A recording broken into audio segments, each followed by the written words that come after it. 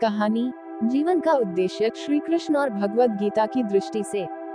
कुरुक्षेत्र का मैदान, दोनों सेनाएं आमने सामने खड़ी थीं। युद्ध आरंभ होने ही वाला था, लेकिन उस महान युद्ध से पहले हुआ एक ऐसा संवाद जिसने न सिर्फ एक योद्धा को खड़ा किया, बल्कि आने वाले युगों के लिए जीवन का मार्गदर्शन भी दिया। अर्जुन अपने रथ पर खड़े होकर अपने सामने अपने ही कुल के लोग, गुरु और संबंधियों को देखकर विचलित हो गया। उसके हाथ से गांडीव छूटने लगा। वो श्री कृष्ण से बोला, माधव, मैं अपने ही सगे संबंधियों से युद्ध नहीं कर सकता। यह मेरा धर्म नहीं हो सकता। मैं इस अधर्म में भागी नहीं बन सकता। श्री कृष्ण ने शांत स्वर में कहा, हे पार्थ, यह केवल युद्ध नहीं है। यह तुम्हारे भीतर की लड़ाई है, मोह और कर्तव्य के बीच, भ्रम और सत्य के बीच।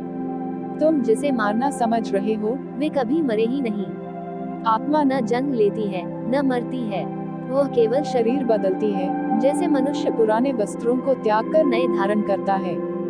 अर्जुन ने कहा, किंतु हे केशव, मेरा मन विचलित है। मैं क्यों करूं यह सब? श्री कृष्ण बोले, क्योंकि यह तुम्हारा धर्म है। कर्म करो, लेकिन फल की चिंता मत करो।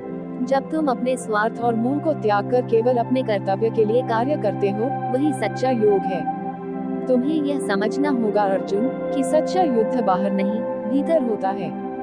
जब तुम अपने भीतर के मोह, भय और असत्य को हराते हो, तभी तुम विजयी होते हो। जो हुआ वह अच्छा हुआ, जो हो रहा है वह भी अच्छा हो रहा है, और जो होगा वह भी अच्छा ही होगा। चिंता मत करो, बस अपने कर्म में लगे रहो। यह संवाद, यही ज्ञान बाद में भगवद गीता के रूप में संसार को प्राप्त हुआ। अर्जुन के भीतर का अंधकार दूर हो गया।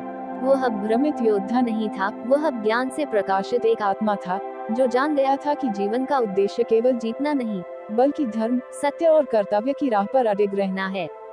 समाप्ति विचार। हर व्यक्ति के जीवन में एक कुरुक्षेत्र होता है, जहां उसे निर्णय लेना होता है, जहां मोह और कर्तव्य टकराते हैं।